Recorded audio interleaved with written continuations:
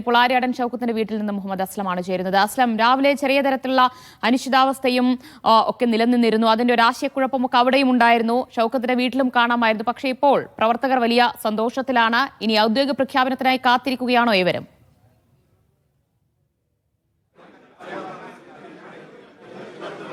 എല്ലാ അനിശ്ചിതത്വം മാറി അവസാനം ആര്യാടൻ ഷൗക്കത്ത് തീരുമാനത്തിലേക്ക് ഇന്നലെ രാത്രി എത്തിയതുപോലെ തന്നെ ഏറ്റവും അവസാന തീരുമാനവും എത്തി. അത് ഹൈക്കമാൻഡിലേക്ക് എത്തിയിട്ടുണ്ട്. അതുകൊണ്ട് തന്നെ ഇനിയൊരു പ്രഖ്യാപനം മാത്രമേ ബാക്കിയുള്ളൂ എന്ന കാര്യം അറിയാം. അതുകൊണ്ട് തന്നെ അണികൾ വലിയ ആവേശത്തിലാണ്. ഇനിയൊരു പ്രഖ്യാപനം മാത്രമേ ബാക്കിയുള്ളൂ എന്നാണ് നമ്മൾ കരുതുന്നത്. എത്രത്തോളം ആവേശത്തിലാണ് ആര്യാടൻ ഷൗക്കത്തിന്റെ പിന്തുണയ്ക്കുന്നത്? തീർച്ചയായിട്ടും ഔദ്യോഗിക പ്രഖ്യാപനം വന്ന ഉടൻ തന്നെ നമ്മുടെ ബൂത്തിലെ എല്ലാ പ്രചരണ പരിപാടികളും ബൂത്ത് കമ്മിറ്റികളും എല്ലാം ഇവിടെ ഉണ്ടായി കഴിഞ്ഞിട്ടുണ്ട്. ഇനി അടുത്തതായിട്ടുള്ളത് നമ്മുടെ പ്രഖ്യാപനം വന്നതിന് ശേഷമുള്ള പ്രചരണങ്ങളും കാര്യങ്ങളുമാണ്. അത്രത്തോളം UDF ശക്തമായിട്ട് ഈ ഒരു വിജയം പ്രതീക്ഷിച്ച് നിൽക്കുകയാണ്.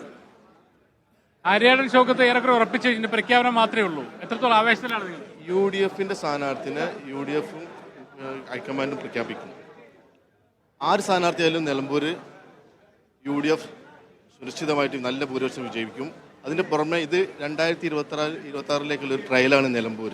അപ്പോൾ UDF ഒറ്റക്കെട്ടായിട്ട് ആര് സ്ഥാനാർത്ഥിയായാലും നിലമ്പൂർ PV അൻവർ ചില ആശങ്കകൾ പ്രകടിപ്പിക്കുകയും ചില പ്രസ്താവന നടത്തുകയും ചെയ്തിട്ടുണ്ട്. നിങ്ങൾക്ക് തിരിച്ചടിയാവും? No comments.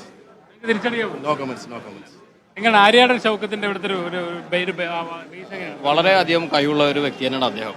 ഒരു 9 വർഷക്കാലം മുമ്പ് നഷ്ടപ്പെട്ടു പോയ ഈ നിയോജക മണ്ഡലം, നിലമ്പൂർ നിയോജക മണ്ഡലം അദ്ദേഹത്തിലൂടെ തന്നെ ഞങ്ങൾ തിരിച്ചുപിടിക്കും.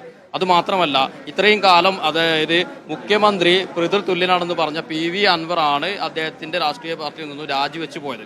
അപ്പോൾ തന്നെ നമുക്കറിയാം ഇവരുടെ ഭരണ നേട്ടങ്ങളും ഇവരുടെ ഭരണ കോട്ടങ്ങളും, ഒരുപാട് കോട്ടങ്ങൾ മാത്രം, വെറും പ്രഖ്യാപനങ്ങൾ മാത്രം. ഈ അൻവർ ഇപ്പോൾ ഒരു രസത്തിലെല്ലാം തോന്നുന്നു ആര്യാടൻ ഷൗക്കത്തിന്റെ പ്രഖ്യാപനത്തിൽ. ഇല്ല, ഞങ്ങൾ UDF ഞങ്ങളുടെ ഒറ്റക്കെട്ടാണ്. ഇപ്പൊ ഞങ്ങളൊക്കെ മുസ്ലിം ലീഗിന്റെ പ്രവർത്തകരാണ്.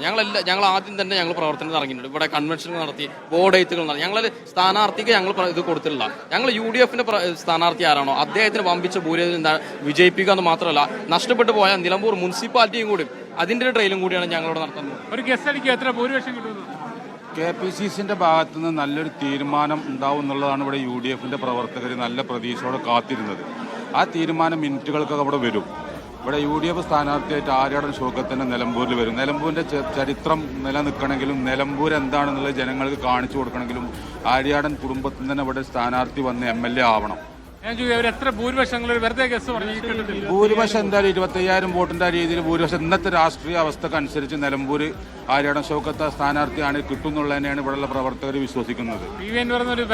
PV അൻവറിനെ UDFന്റെ ആരും ഏൽപ്പിച്ചിട്ടില്ലല്ലോ. UDFന്റെ ഭാഗത്ത് നിന്ന് PV അൻവറിന്റെ സ്ഥാനാർത്ഥിനെ തീരുമാനിക്കാൻ ആരും ഇവിടെ ഏൽപ്പിച്ചിട്ടില്ല.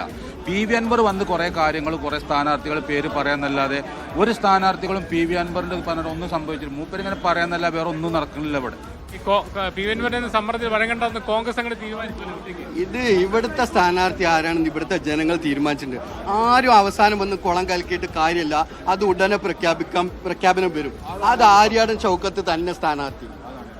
എന്തായാലും സ്ഥാനാർത്ഥിത്വം ഏറെക്കുറെ ഉറപ്പിച്ചുകൂടെ തന്നെ നേതാക്കളും ആര്യാടൻ ഷൗക്കത്തിന്റെ വീട്ടിലേക്ക് വരുന്നുണ്ട്. PB അബ്ദുൽ വഹാബ് MP അദ്ദേഹം ആര്യാടൻ ഷൗക്കത്തിന്റെ വീട്ടിലേക്ക് വന്നിട്ടുണ്ട്. അദ്ദേഹം സ്ഥാനാർത്ഥി പ്രഖ്യാപനം ഉടനെ ഉണ്ടാകും എന്നുള്ളൊരു തീരുമാനത്തിൽ തന്നെ. അദ്ദേഹം നിലമ്പൂരുകാരനാണ്, നിലമ്പൂർ വോട്ടറാണ്, നിലമ്പൂരുകാരനാണ്. അതുകൊണ്ട് തന്നെ സ്വാഭാവികമായിട്ടും കുറച്ചുകൂടി ഉത്തരവാദിത്തം ഒരു UDF മുന്നണിയുടെ നേതാവ് നിറത്തിൽ തന്നെ അദ്ദേഹത്തിന് ഉണ്ട്. എന്തായാലും അദ്ദേഹം സ്ഥാനാർത്ഥി പ്രഖ്യാപനം ഏറെക്കുറെ ഉറപ്പായ സാഹചര്യത്തിൽ അദ്ദേഹവും ആര്യാടൻ ഷൗക്കത്തിന്റെ വീട്ടിലേക്ക് വന്നിരിക്കുകയാണ്. ഏറെക്കുറെ ഒരു സ്ഥാനാർത്ഥി പ്രഖ്യാപനത്തിന്റെ മൂഡിലേക്ക് മൊത്തം നമുക്കിവിടെ പൂർണ്ണമായി തന്നെ മാറിയിട്ടുണ്ട് എന്നാണ് നമുക്ക് മനസ്സിലാവുന്നത്.